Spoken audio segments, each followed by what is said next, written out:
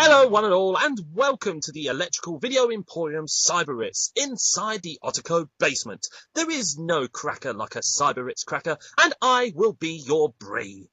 Joining me this time is actually one of the founders of the old Oilhouse. He is, in fact, 1/4 of the primary four. He is... KHAOSENVY. AKA... Oh, dear God.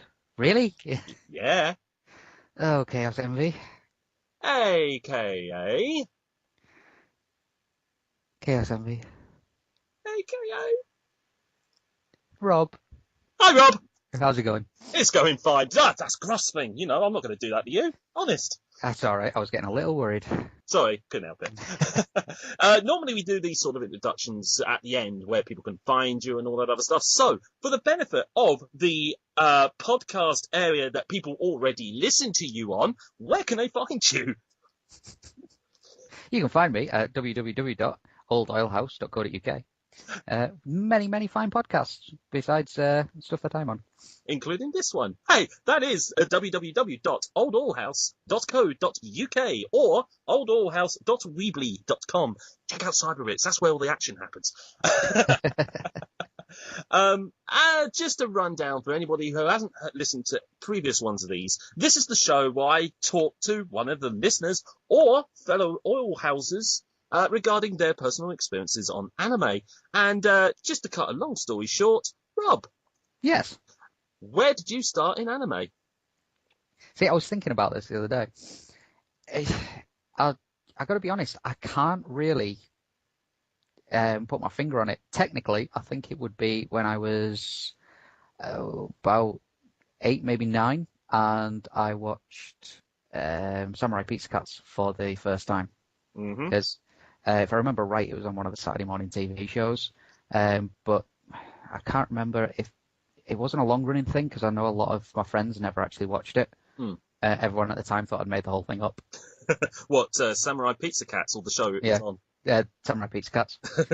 Because they couldn't remember it at all. I distinctly remember it was different from pretty much any other cartoon I'd watched, and you know, I thoroughly loved it. But then you've also got what's it called? Galaxy Rangers and Ulysses 31, which technically aren't anime, but they were done by, I think, French studios. And the French have been very influenced by anime for a really long time. So technically they were anime. I remember liking them because they were a lot different than the other cartoons that I watched as a kid. Or even today, you can still watch Ulysses and Galaxy Rangers because a lot of the animation and design still stand up. Absolutely. I don't really know what the deal with Galaxy Rangers was. I believe it was an American show which just happened to have been animated by an anime studio. But I think with Ulysses 31, it was primarily a Japanese-French co-production which found its way onto American television. Kind of like the same basis that they did with The Mysterious Cities of Gold, which is hella French. Very French. And I believe America put some of their own money into that as well, because I think they got hold of some musicians to do a soundtrack for the pilot, but it didn't happen. Funny enough, on the, I don't know if it was the Cyberitz group or on my own personal Facebook, I actually posted the pilot to that Ulysses 31. It's so different. Really? So different to how the show actually turned out in the end. It looks crap for starters. Oh man. Yeah. I'm gonna have to dig that out and find that. I'll find it for you and I'll post it up after recording. Yeah. So you didn't watch anything like Thunderbirds 2086, which actually had a very similar premise to the other two shows. No, I mean, to be honest, I think the first proper sort of anime I can remember watching would be the Guyver. Oh yes. Because I did this on the Cyberitz webpage. I'm sure when you're asking how people got into it, I said Neutronics. Yes. Because I remember a friend giving me this videotape recorded off Sky, really bad quality. You know, the good stuff you used to get. Oh, absolutely. He'd given me this videotape. Said, you'll probably like this because it's weird. It's like, I constantly getting that at school, and I watched it, and he was right. I loved it. This whole thing of these, these creatures, and then some complete and utter loser douchebag getting this thing which turned him into a superhero. It was like, oh, this is amazing. And then I remember, I think I was flicking through Judge Dredd magazine, I think it was, or it was a comic that I'd loaned off someone else, and there was an advert for the Volume 5, and it's like, Guyver, I know that. And it was like, oh my God, that's a cartoon of Guyver, and that looks badass. It's like, so I remember going and actually buying all the videos for that, getting ID'd for them. Now, did you do it the same way I did, where you ended up buying them in a complete weird order? And it was sort of like later down the road you ended up seeing all 12 episodes. No, I was quite lucky actually, because when I finally got around to buying it, I can't remember if I bought these before my parents bought me the Street Fighter one, because I remember it was the one thing I'd asked for Christmas. I didn't think they got me it, and I opened up a pair of jeans, and when I unfolded the pair of jeans, there was this video in between the jeans. It was like, but it was, I can't remember which one it was first, but I think it was Virgin. Yeah, it will have been Virgin Megastore before it turned to Savvy. Yeah. They had a few of these sort of like anime things, and I bought the first one I bought was episodes 1 to 4. They'd done like a collected. Yeah, it was a big fat collector's edition. Yeah, there was 2 of them. I got episodes 1 to 4, and then I bought 5 and 6, and then the next time I went in, I noticed that they had 5 to 8, I think it was. I was like, so I returned the other 2, got that one, and then I got the 9 to 12, and I think that was the one I got ID'd for. And then after that, it was down to Late Night Channel 4.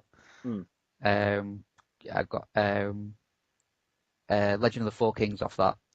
I'm sorry.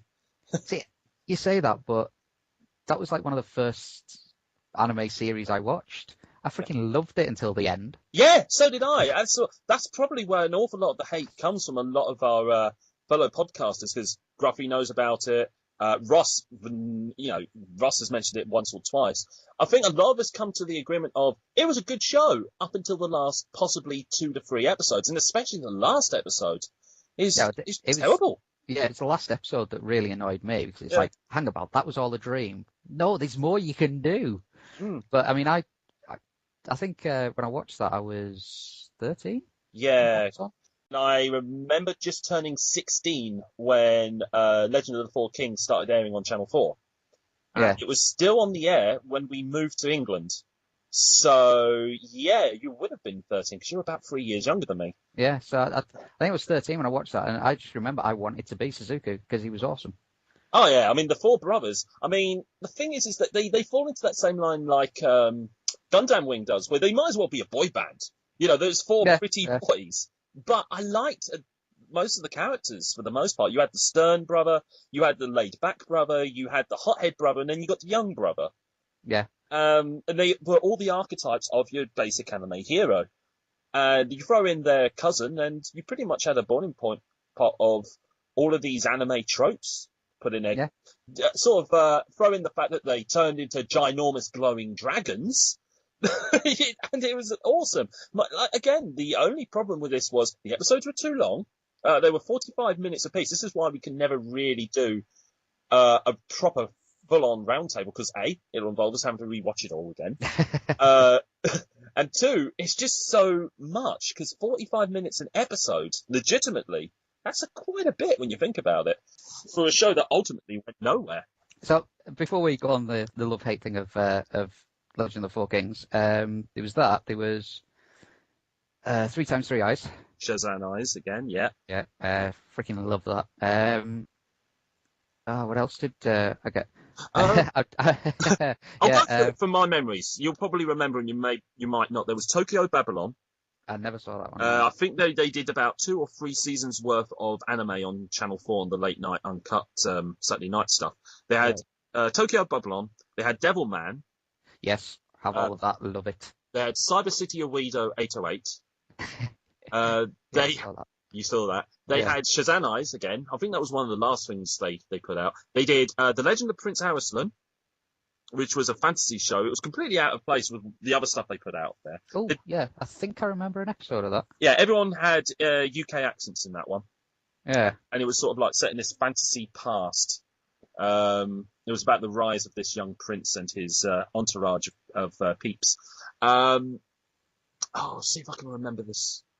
There was one that was shown that my mate taped, and a bunch of us went round to his to watch it. Oh, hang on. Let me have a guess. Was it Doomed Megalopolis? No, it was Wicked City. Wait, what was it? Wicked City. Oh, Wicked City. Oh, I've seen both of them, Wicked City and Demon City. It was quite funny because every time his mum sort of like stuck her head in the door to like ask us if we needed anything, it was during a sex scene. Yeah, me and my sisters had this habit of putting the anime on in the living room, and I think it quickly moved over to my own. Once I got my own VCR, I was like, yeah, let's not subject my mother to this anymore.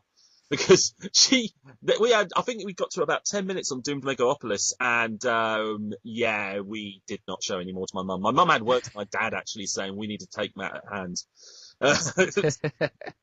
Because 15-year-old me or 16-year-old me with an 8-year-old sister and a 6-year-old sister was kind of no. Yeah, I mean the funny thing was I actually got it a couple of years back, and it was like, oh, I remember this. It was like all demons and stuff. It was so cool. And I started watching it, and I was like, oh my god, this is actually hentai. Yeah. Oh, did you ever see Legend of the Overfiend? That's the real. I'm sure I've told the funny story of this on the old Oilhauser before, but for those who've not heard it, my wife and I first met on a night out, got on really well. You know, we decided to meet up.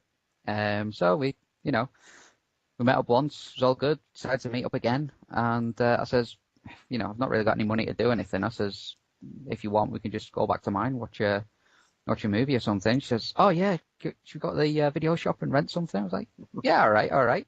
And she knew I liked anime and stuff, and she liked anime. So she's like, oh, we should get this one. I was like, never even heard of it. She's like, oh, it's really, really good. It's really, really good. And she'd mentioned the name of it to Adam and his mate when we'd bumped into them in town, and they giggled a little bit. And I thought, oh, it must be good. They must have enjoyed it.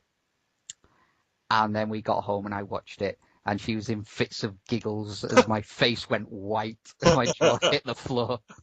And it was just kind of like, what have you made me rent? I'll tell you, Becca loved it. Oh, she pissed herself laughing through the entire thing because of the amount I was in shock. So yeah, thankfully the video shop had one of those drop-in things. Yeah. For returning sort of like after hours. So I used that and I never went back. See, this is the thing. I hate the Overfiend. I know exactly what it is. It is just pure hardcore porn wrapped up in some weird pseudo fantasy. My sister loves it. My 26-year-old sister loves the Overfiend OVA. The thing is, it's like, I don't think it's terrible. Personally, I think if you got rid of the sex, which granted is the vast majority of it, you'd have like a 15-minute show. The actual story behind it is really good. And I would like to see something less pornographic on the subject. I love the idea of them looking for this supreme being that's being reborn to remake the worlds into a paradise.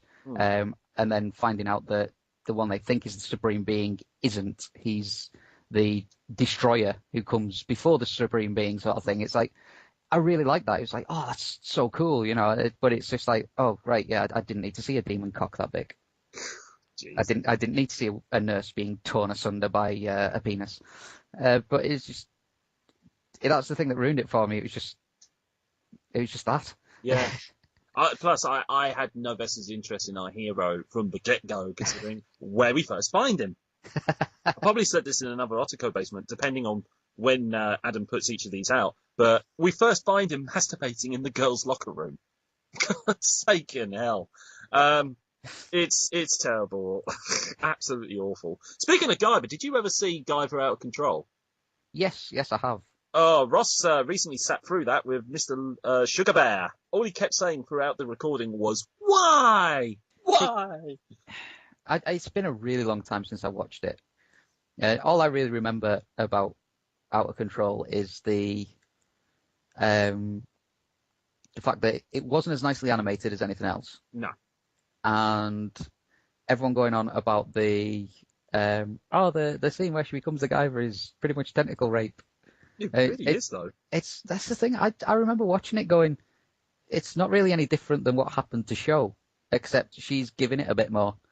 She's doing a little bit more. The actual animation wasn't as bad as everyone was making out, unless I watched a severely cut version. There was one point where they basically simulate her having a dick shoved in her throat, the dick obviously being parts of the bio armor.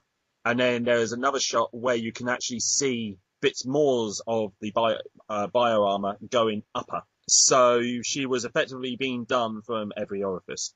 I don't really remember that. Yeah, plus for no apparent reason she's nude. Even though when she then dehensions, if that's even a word, she's fully clothed. Actually, in the manga, they've brought her in as a new Guyver from a man-made bio booster armor. And every time she depowers, she's nude. And they've also made her Liska's sister. So there's a little haulback to the original Guyver 2. So, interesting. Yeah, so either what you saw was a cut-down version or you've just blocked it from your memory. Either is very, very possible. Indeed. I've lost my train of thought now. There was also Sci-Fi Channel. I never had Sky growing up, but a friend of mine did, and I got a few things off him from the Sci-Fi Channel. So I got Fist of the North Star, which I love to this day. I really do. Couldn't get away with the TV show, but the original movie, absolutely love.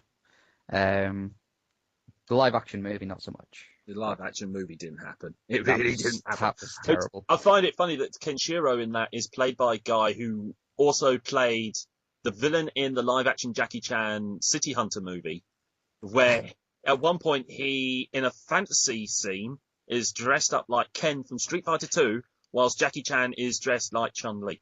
Yeah. That's the only other thing I know this guy from. He's a very good martial artist, stunt guy, but yeah, there's a reason why he doesn't really have that much of a career. Yeah. I mean, there was MD Geist as well. Yep. 1 and 2, which were amazing. I love. A lot of people sort of really rip into it, but I think part of the appeal with that is at no point do they even try and fool you into thinking this guy's a goodie. Yeah, precisely. He's just a character in the world. He's a complete and utter douchebag. He could just really easily be a villain in Fist of the North Star, to be fair. I think that's why I liked him, though. It's the fact that in pretty much everything else, you've got, the goody two-shoes hero that you focus on. I mean, now it's a bit different because obviously back in the 90s, when I started watching all this stuff, that's kind of the sort of trend that started picking up, was that not everyone has to be a squeaky clean good guy. This guy was just the epitome of that. Absolutely. He was the star of the show, but he wasn't a nice guy. Oh no, he was a complete and utter tool. But he was at that point in time, he was awesome. Yeah, and the animation was pretty cool as well. It was. I love the idea of the armor, the power armor stuff. That it looked like it was clockwork. Just you had those spinny bits on the arms and legs. That was really cool. I like that. He is a Warhammer 40k designer's wet dream. He really is. So yeah, I mean, just rewind back to the guy, but that's pretty much how I discovered it. It's just the flip around of how you found out, because I didn't even know there was a live action show until a few months after I started getting into the cartoon. My friend Craig Breslin, back in my school days in Wales, he was the one who brought up Mutronics, because I mentioned Guyver, and he said, "Oh right, so it's Mutronics then."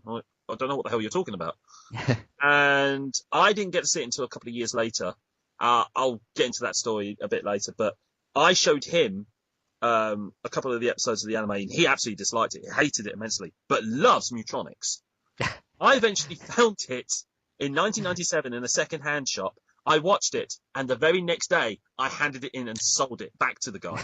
I could not stand it. It was insulting my brain the whole time.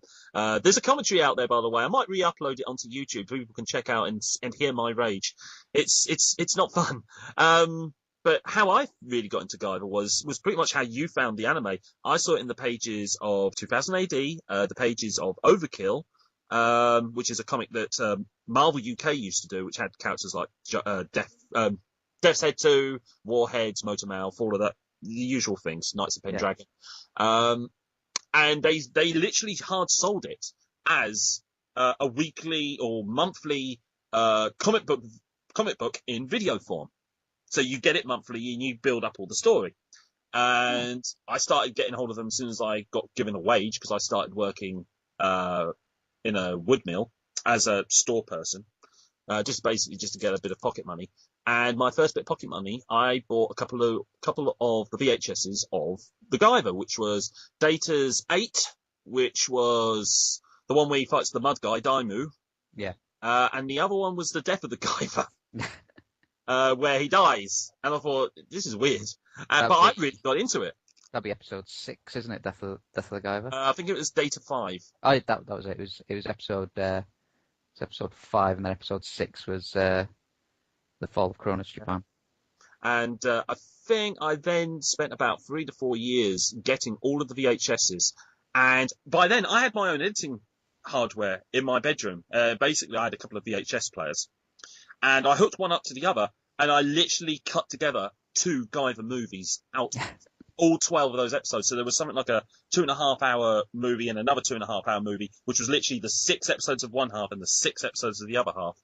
And I tell you, I must have looked upon that with rose-tinted glasses for years, because I've just finished doing the Out of Control Guyver cast, where we reviewed and did commentary to all 12 of those episodes once a month. Yeah. And there's some episodes where, how the hell did I watch and enjoy this? Because the one where, just spoilers for anyone who don't know, but there's an episode where Sho rescues his father from Kronos, but he doesn't know that his dad has been experimented on and he is now a Zonoid. In theory, this should be a damn right traumatic episode, and that it should really pull at the heartstrings. All it induces in me is sheer unadulterated anger, because the voice actors are god-awful, the animation is terrible, and it really makes my blood boil, because it's a very important episode in the Guyver mythos, and it just doesn't work. Because of the English dub. The Japanese dub, fine. I can get away from the bad animation because the voice acting in the Japanese original is pretty good. The English version is terrible. But there's still some hidden gems in that 12-part OVA with the English dub. Like, you got people like Bob Sessions, who was Batman in the BBC radio series, playing the original villain in that. The guy with was it Makishima? The mustache. Genzo Makishima. Yeah, because when Guyver got brought over to the UK, they redubbed some of the roles, including Makishima. Because, God help me, the guy that had playing him in the US version, terrible. And of course, we had the theme tune. That was exclusive to the UK as well. Was it? Yep. Yeah, it got completely remixed. There's actually a special credit during the end credits. It tells you, remixed by Manga Entertainment UK. And they give a credit to the guy. It's Mad Dog Winston who does it. Personally, one of my favourite openings, music-wise. Yeah, it was quite cool. Yeah. Anyway, this isn't about me. I just wanted to get that story over to you because we barely talk about Guyver, and it's pretty cool. Yeah, this is true. This is very true. Anyway, back to you, sir. I've completely forgotten where I was. We were talking about anime that you saw in the past. I think we pretty much exhausted Manga UK. I know for a fact that you were into the Cartoon Network. But I mean that was just so sporadic because, as I say, I never really had Sky or anything, so I managed little bits here and there. I remember watching an episode or two of Gundam Wing, which hooked me so badly that I tried to find it everywhere and couldn't. Oh man, this is how I thought you must have done the whole process of watching Cartoon Network and that, because one of our first conversations was about you getting a bit starry-eyed over Scott McNeil as Dual Maxwell. Oh yeah. I freaking loved you. I mean, I remember getting like so desperate for that show that I actually downloaded Yes, I'm admitting it. I downloaded them because I couldn't find them anywhere. I downloaded the entirety of Gundam Wing, all 49 episodes, on 56k broadband. Oh God, that would have been in the days of dial-up. Yep. Oh, you watched them on Real And Media Player, didn't you? no. Oh man.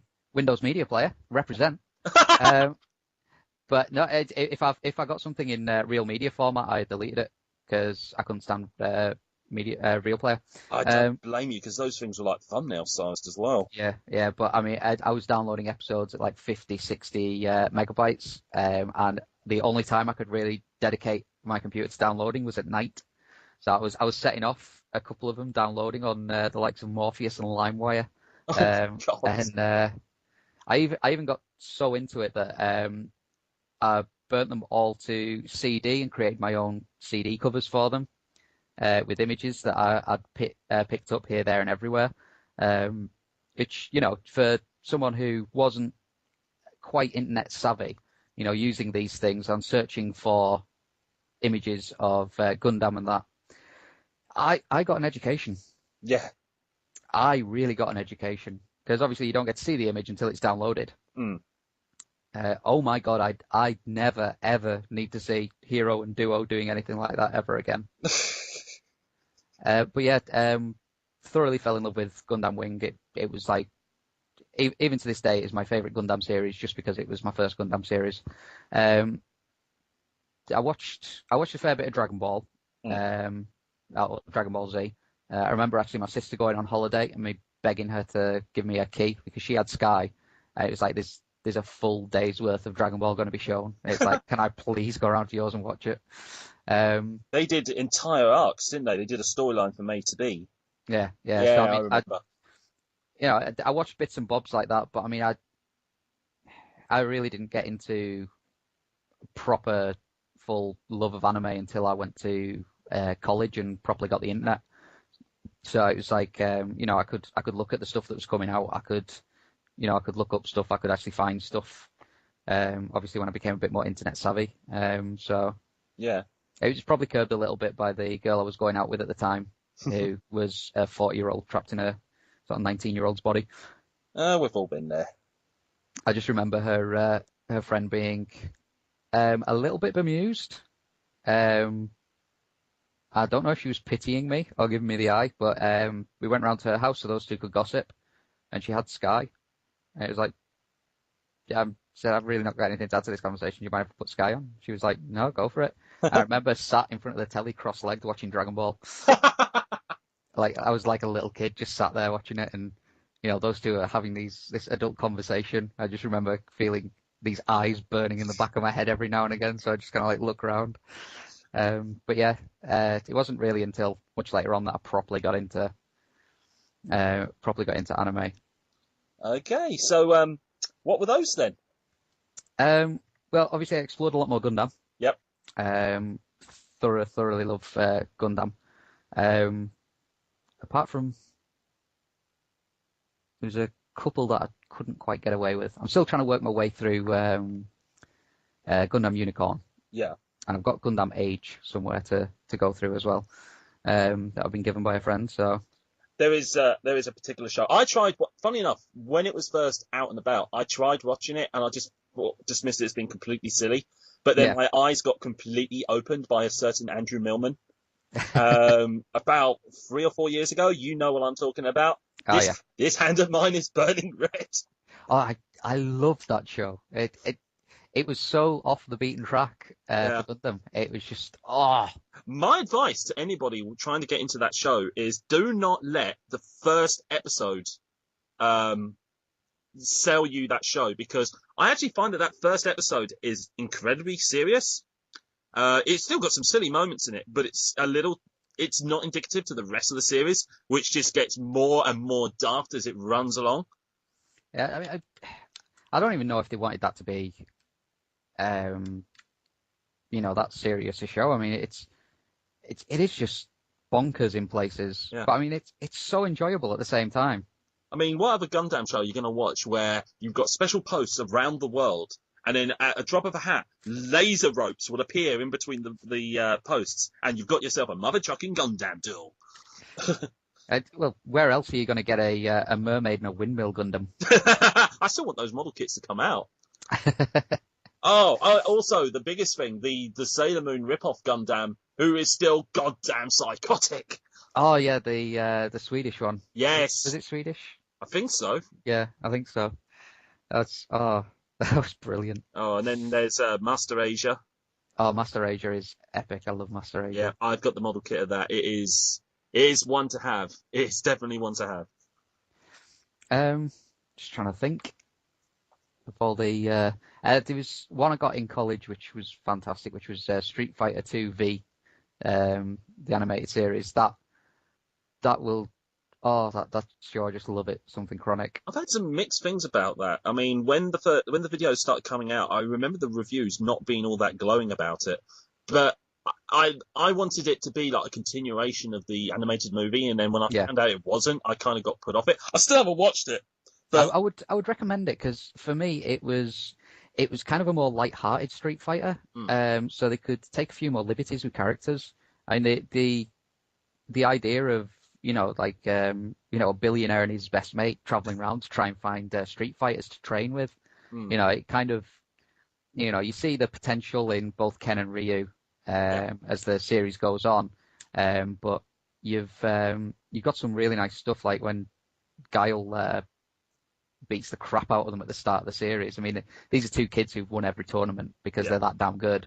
And then they have one fight with an actual Street Fighter, and he just mops the floor with both of them. They effectively went through the independents, and now they've been drafted into WCW, and they're going to play with the big boys.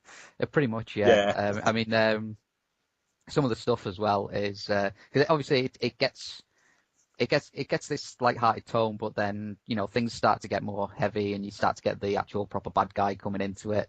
I mean, there's some really disturbing stuff with Vega. Yeah. And obviously Bison's completely batshit mental.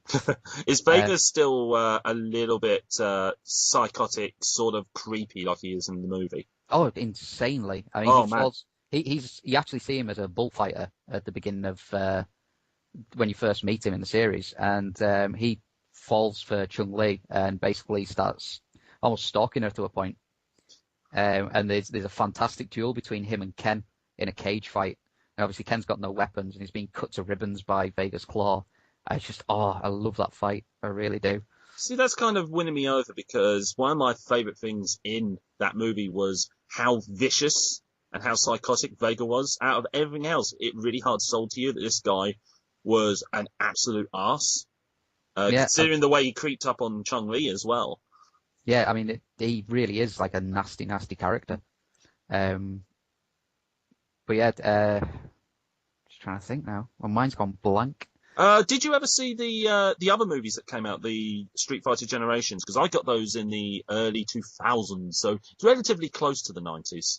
Yeah, I did see them. I've got to admit, I was not a fan. Neither was I. There was something a little bit off with the tone on that one. I never watched the second one, but I'd watched the first one. To be honest, that was because there's 3 questions you put up for the thing, and that was going to be my answer to the third one. Well, we can pick up on that in a moment. We'll stop that, and we can pick this up again. So yeah, I mean, I can't really think of anything else I really watched sort of back then. I mean, I've been watching quite a lot recently, just because of Netflix has really upped its game with anime. Well, we might as well segue this into what you're currently watching now. So you just go ahead. I mean, one of the ones I've just recently rewatched is High School of the Dead, which again, I know a lot of people don't like it just because of the sheer amount of fan service in there, which is bordering on dangerous for drinking games. I mean, I like it. I really do like the premise of the series. I'm just thankful that my wife doesn't get offended by the sheer amount of panty shots and booby wobble that goes on in it. She was quite a fan of the series as well. The actual it's bizarre because there's some really, really amazingly touching moments in that show. Right. Followed by just complete and utter bonkers perverted shit. Have you seen the show? No, I haven't. Mainly because a lot of people, including Mikey, every time I even brought it up, you say that he basically calls me a perverted pervert or perverton. Yeah, So, he's a video Nazi. But yeah, just a spoiler alert for anyone who'd actually like to watch the series. yeah. This is what I'm talking about. They've managed to escape the high school, and they've shacked up in the school nurse's friend's apartment, which just so happens to be full of guns. Hmm. So the otaku gun nut is having a field day, and the pretty boy main character is helping him catalogue all the guns and find out what they've got supply wise, whilst all of the girls take a bath at the same time. Awesome. And the sort of main girl that the main guy's after starts going nuts over the size of the nurse's boobs, to the point of it does get kind of like, should I really be watching this? And then you get like there's the classic thing of every girl wants the pretty boy and he's basically fighting them off, and you get to this point where the gun nut is looking out over the city, so pretty boy, to get away from all this attention, stands with him, and they're looking out over this sea of zombies, and they see a guy not been noticed by the zombies with his little girl, and he runs to this house that's got a porch light on, and you see people behind closed curtains, and he's banging on the door saying, come on, we're not infected, please let us in, at least take my little girl. And there's no answer, and he basically screams, I'm going to break down this door if you don't let us in. And the door opens, and he's like, oh, thank you, and he gets a knife in his chest. And you just get the people behind the door realizing what they've just done, and like, we're sorry, and they just close the door and lock it. So this guy falls to the ground, his little girl's bawling her eyes out, and he's trying to reassure her, and it's that thing of, you just start thinking, oh my god, what's going to happen, especially somebody like me who actually has kids. It's like, that's a horrifying thought, and then you get like the main guy's just like, right, this isn't happening, and he basically gets on his bike. The girls open the door for him and give him a chance to get out, and he gets covered by the gun nut with a sniper rifle, and they go and save this girl. And he manages to get through the zombies. He loses the bike, but he gets the girl.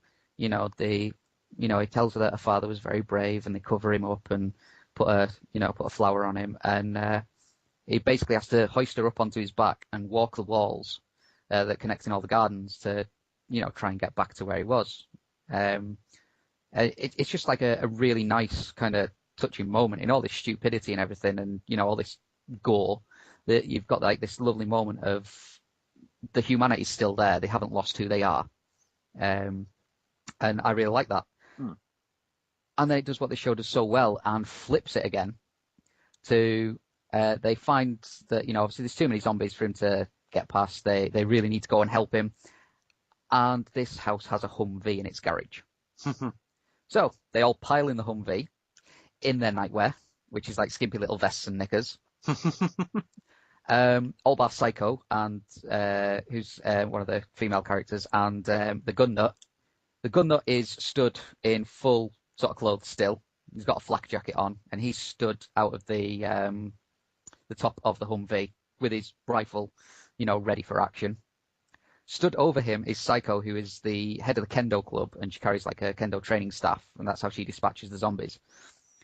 Because she was washing everyone's clothes, including her own, she's stood on top of this Humvee in just an apron. And this Humvee is barreling down the road with her sort of balanced on top, the gun nut with his gun aimed between her legs. And, all these other girls bouncing around in their nightwear as they fly down the street, running over zombies left and right to try and save the main character and this little girl. I mean, it's just, after you've felt this kind of like surge of, yes, there's still humanity there, and it's such a touching moment, and then all of a sudden you're just like, oh my god, what? But I mean, if you can get past, as I say, if you can get past the panty shots and everything, it's quite a cool anime. There's some interesting boob physics in there, but I mean, if you can play Dead or Alive, then you can watch the show. Yeah. I mean, the thing is with me, when it comes to anime, I can be a bit of a prude. I mean, with fan service, it's got to be there for a reason. If it's part of the storytelling or it's part of the theme, I don't mind it so much. I think where that works the most is with Kill la Kill, where you've got actually a lot of instances when nobody's wearing anything at all, but there's reasons behind it. Without spoiling it for people who haven't seen Kill la Kill yet, there is a reason why we wear clothes, and there is a reason why our hero and our main antagonist are wearing very little. And I kind of dig that. They literally make a thing of saying, yeah, this series is 100% fan service, and there's a reason for that. Get over yourself. Yeah, I mean, there is a reason for the fan service in pretty much all of it, and that's, especially with High School of the Dead, that's because it's marketed towards, young boys going through puberty. Yeah, kind of like Project Eiko, which, funny enough, was originally meant to be a hentai. Project Echo. The first one, it was a part of something called Cream Lemon, which was a pornographic anime and manga series. And apparently the only thing that was animated with that in mind is the scene where Biko is taking a bath. But the whole premise of Eiko was originally meant to be pure hentai. So it's amazing how you get from that to what we had on the screen. Yeah, that was a bonkers one. It totally was. I've actually just started watching the series again for future Cyberwits business. And, you want fan service. That is a show with a lot of fan service. Uncivil Wars is actually the worst for it, which is the last two OVAs they did at the end, which is set in a parallel universe. I mean, there is no reason for Eiko to start ripping her top off, for instance, at one point. Other than, where is it? Where is it? Pull her brows down. You've just mentioned one of the other ones I watched recently, which was Kill la Kill, which was absolutely bonkers. I mean, when I first started watching it, I must admit I did feel a little uncomfortable about the amount of nudity and everything. It was like it was a show that did actually, more than High School of the Dead, actually make me feel uncomfortable about watching it. A lot of it does. A lot of it does. I mean, you can tell who the married men are in our Skype chats, funny enough, and who aren't. Where you've got Mikey, Jai, and Andy openly talking about getting these Kill la Kill Figmas, and then there was me and Tricky thinking, I really want that toy. How are we going to explain it to our wives? See, I'm kind of lucky in that respect because, Becca loved the series as much as I did. So I tried getting Soph into it, actually. We watched the first couple of episodes together. Soph, bless her cotton socks, is not an anime fan. It takes an awful lot for her to actually get into a series. I think the primary series that she's watched and she's liked has been Ghost in the Shell standalone complex. Because there's an actual grown-up drama there that she can connect with because she loves her police dramas. Yeah. And there's enough sci-fi in there as well to cater for the sci-fi nerd in her. But other than that, an awful lot of the anime I've tried to get her to watch, she's just not interested. And when she actually saw me the first time around watching Kill la Kill, she just kind of rolled her eyes up and said, right, I'll leave you to your anime shit then. And she walked away. Nice. I've watched, what's the other one I've watched recently? Watched pretty much all of Death Note. Quite got into that. I didn't think I'd like it at first. I've just decided to give it a go because it's something something that's always intrigued me. I ended up it wasn't blowing me away until the character of L came into it. Right. The character of L we were talking about this. It's one of those things anybody who hasn't seen Death Note, it's kind of frustrating. A certain point where it pertains to a wife of a character. If I say that to you and it's the big confrontation, which leads down a certain path, do you know what I'm talking about there? Not sure. FBI lady. Oh, yes. Yeah, yes. That certain point. With that, the general consensus is we're very uncomfortable with that episode. And that sort of reaches a peak with that one story. It's a means to an end because we need to prove how far this guy will go in his tasks. But we can't openly talk about it either because we want people to at least check out the story. But so many people these days are saying how overrated Death Note is. That it actually puts a lot of people off. Me personally, I don't love Death Note. I like the core essence of the story, and I still collect the manga because I want to get all the black volumes. Mm. But to call it overrated and you shouldn't watch, that's kind of daft. You can't really say stuff like that. People need to have the right to check it out. Yeah, I mean, I would definitely mention it to people and say they should give it a go because it's kind of along the lines of that MD Geist thing where, the main character in it is not the hero in any way, shape, or form. Is a douchebag. I was just going to say, there is actually, when you think about it, nobody is genuinely good in this show, and nobody is generally bad. They are all driven by their own agendas. Yeah. And you can see, and you can judge for yourselves, is he in the right, is he in the wrong? Me, I think both of these particular characters go down a very dark path due to being driven by their own agendas. Good intentions on both sides, means to the ends, and your target, very dark path. Yeah, I mean, I'd say that the thing that got me was when Elle came into it, and rather than just being a kid with, issues, and being given some power, it turned to me more into like a Moriarty versus Holmes kind of thing, but done with a very Japanese twist. Yeah. And that really, really intrigued me, so that kept me going with that one. The thing is about Light Nagami is he isn't a kid with issues. And not at all. At the beginning, his intentions of doing what he intends to set out and do are entirely noble.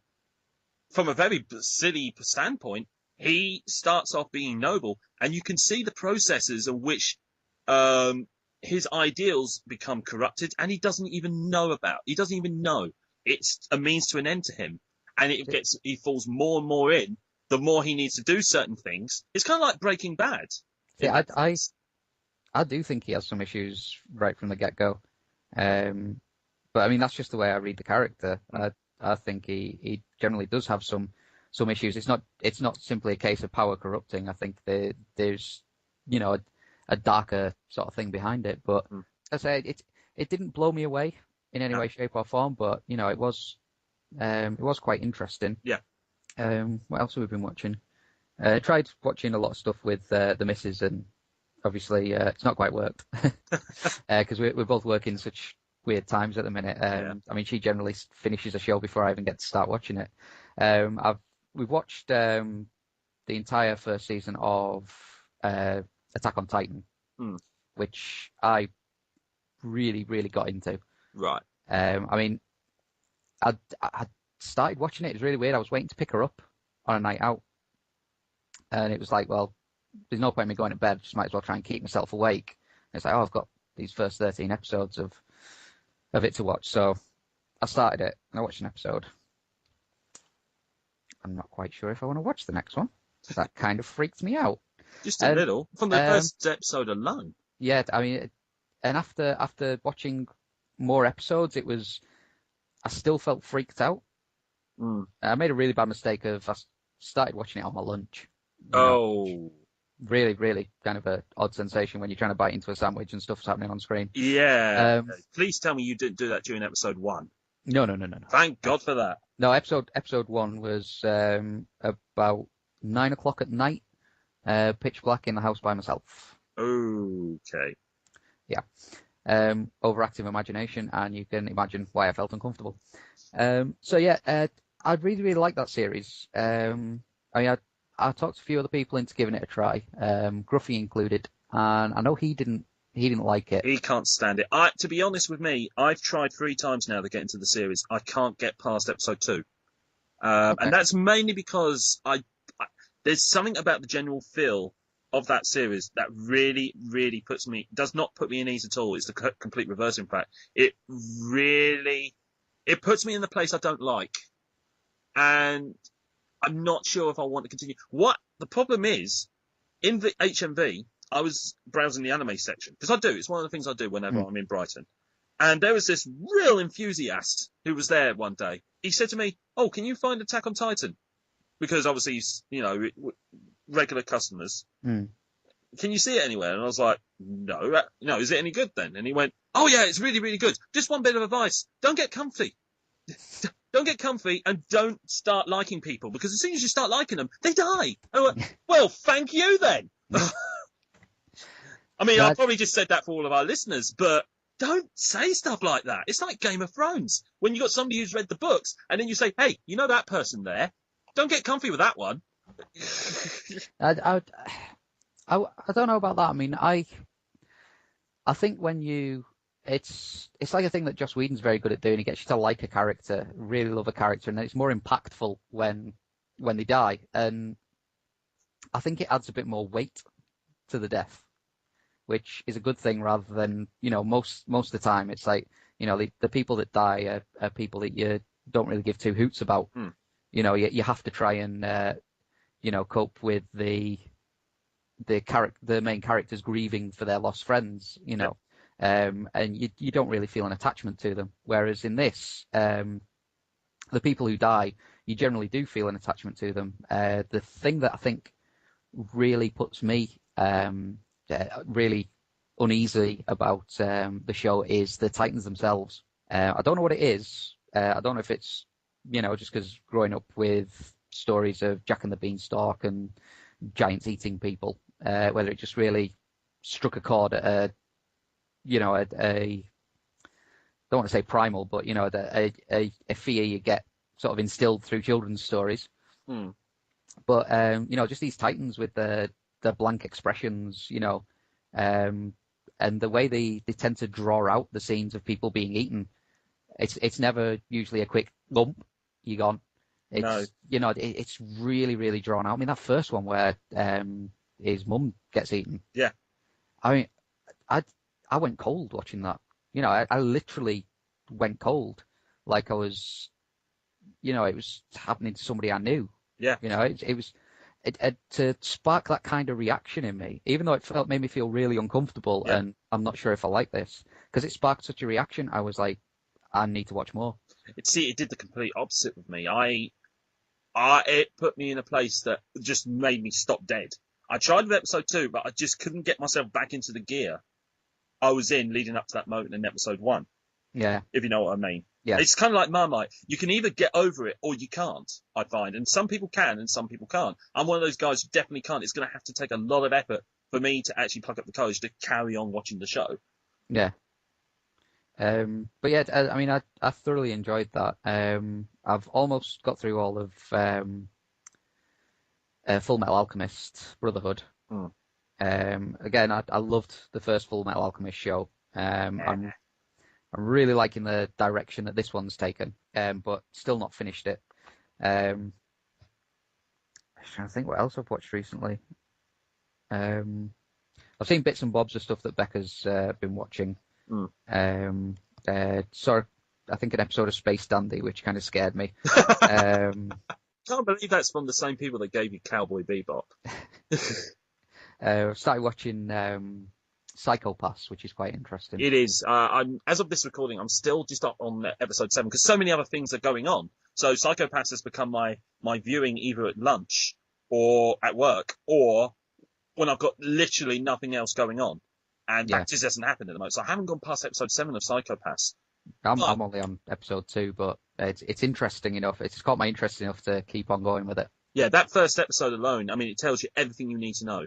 I've actually got there was some elements of that reminded me of Cyber City or Edo 808, where you have the enforcers who aren't even criminals, but because of the way the society works in that world, if they pick up the thought patterns that could lead to you being a criminal, you're a latent criminal, and therefore you are shunned by society, that's pretty cool. I kind of dig that. But like I said, I'm on episode 7 at the moment. I will finish up the series. It's one of those things that I've got tied with Parasite the Maxim, which hasn't even been dubbed into English yet. I'm just watching those two shows concurrently at the moment. But both really good premises. But yeah, that's pretty much the stuff I've been watching at the minute. Obviously, Netflix just keeps seeming to add more and more, so I'm quite enjoying it at the minute. But obviously, that I've got very little time for pretty much anything at the minute. So my watching is slowed down considerably. Speaking of time, I know that your time is running out really fast. So let's get this done and out of the way. We have a room called Iocon 101. There is an anime section, which I've literally bashed in with a sledgehammer to make sure it's there. To to which you can attempt to put anything from anime, manga, tokusatsu you want into the room, but you have to get through me first. And I have a funny feeling I know what it is after an earlier conversation, so go right ahead. Well, I was tied between two things, so I could throw a ringer in there. But I am honestly torn between which one I dislike the most. Pick one, and then we will see. Right, I'm going to go with my original one, which was Street Fighter Alpha, the follow-up to the Street Fighter 2 animated movie. I would like to Shoryuken that right into 101. Okay, so what are your reasons? For one, the story just got so convoluted, a lot more than it really needed to be. I mean, obviously the story for the games can get convoluted when you dig into it, but for me, it didn't have any of the soul of Street Fighter 2, the animated movie, or Street Fighter V for that matter. It didn't have any of the soul, the thing that made it like, oh, I really need to watch this, or, you know, oh God, I want to watch that again. You know, I mean, they both had, to me, what looked like stunning animation. I can still go back and watch Street Fighter 2, the animated movie, and love it. I mean, obviously with V being a series, you do notice, you know, there's drops in the animation every here and there, but it's still pretty solid. But that one, I don't know, there was just something about the way they tweaked the characters, the way that they did things, the stylizing of it. It really did not click for me. To be honest, I didn't like much the English voice acting either. It seemed very, very lackluster, kind of, you know, I'm just doing this for the paycheck.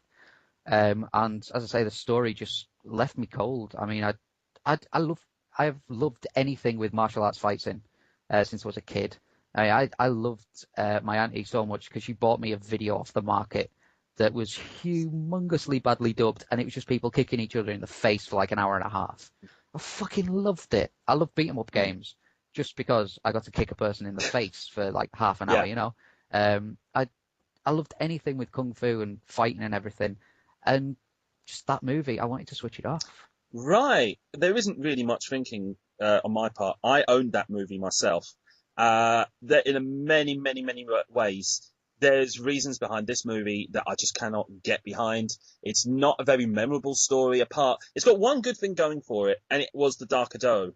But to be fair, you can get this same storyline off of Star Wars, a franchise that I'm at two minds about as it is, because I can't stand most of it.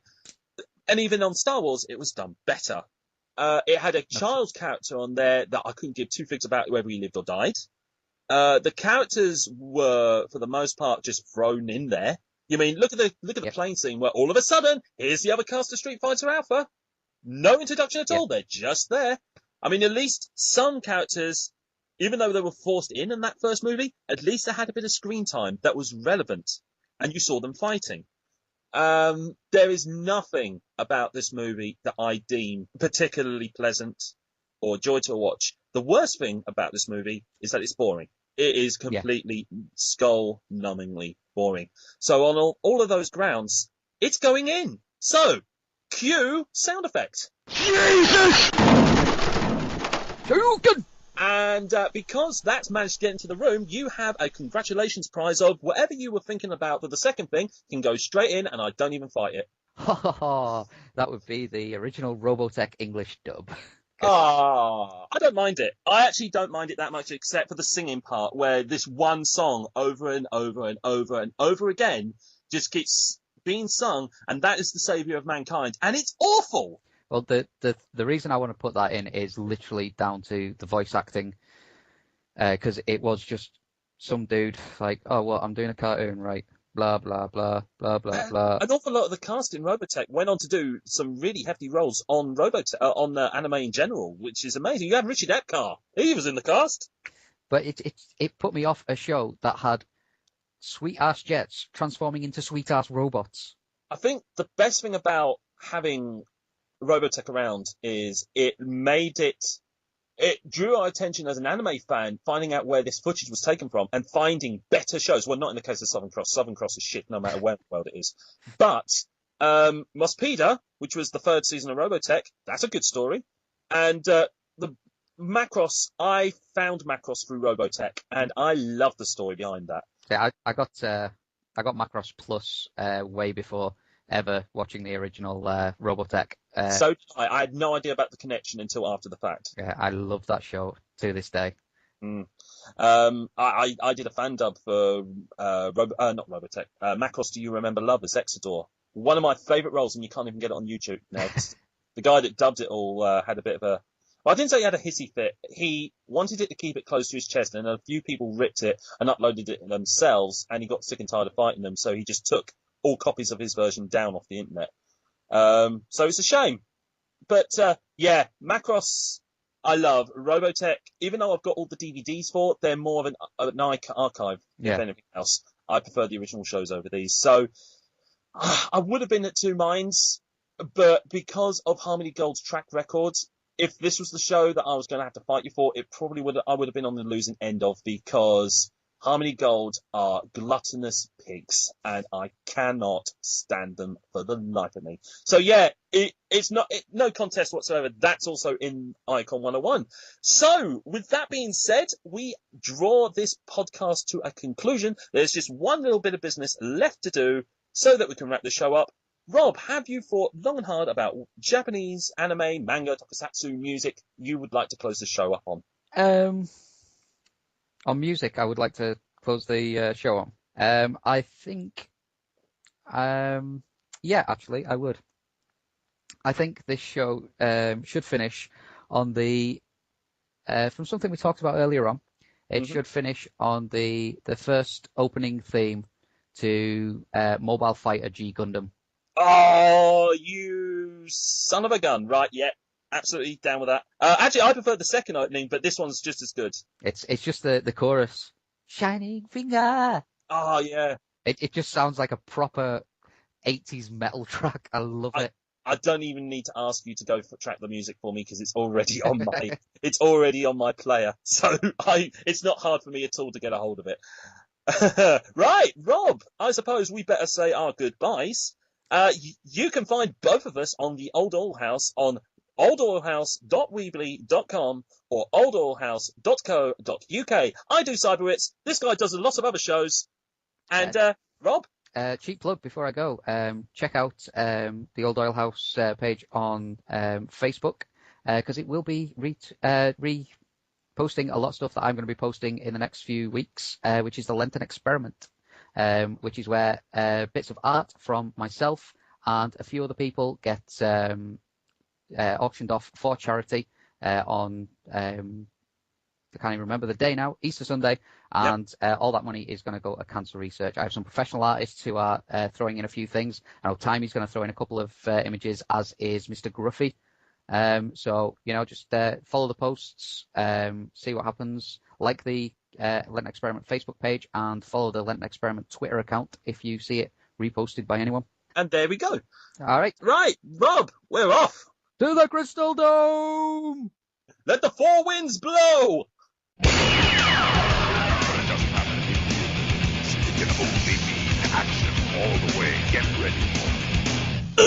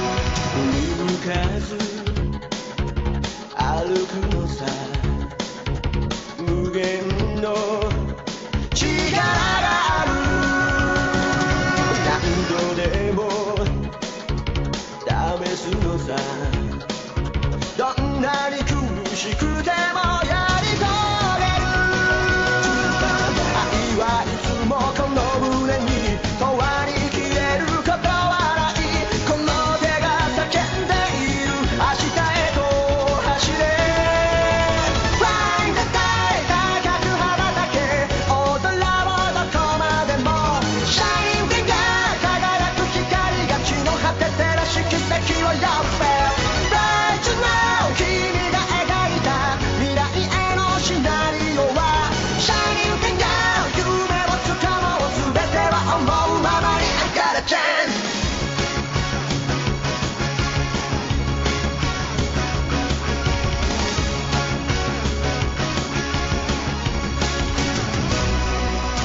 もう一度這い上がり太陽の光を浴びて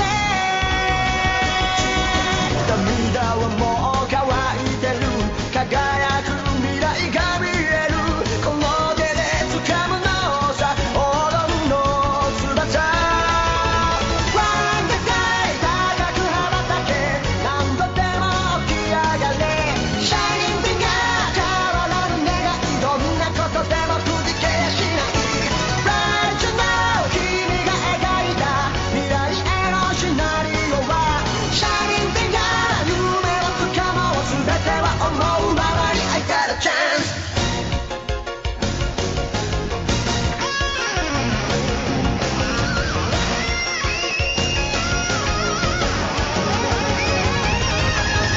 Run the sky 高く羽ばたけ踊ろうどこまでも Shining Finger 輝く光が地の果て照らし奇跡を呼ぶ Spell Right now 君が描いた未来へのシナリオは Shining Finger 夢をつかもう全ては思うままに I got a chance Hotta! Robbins.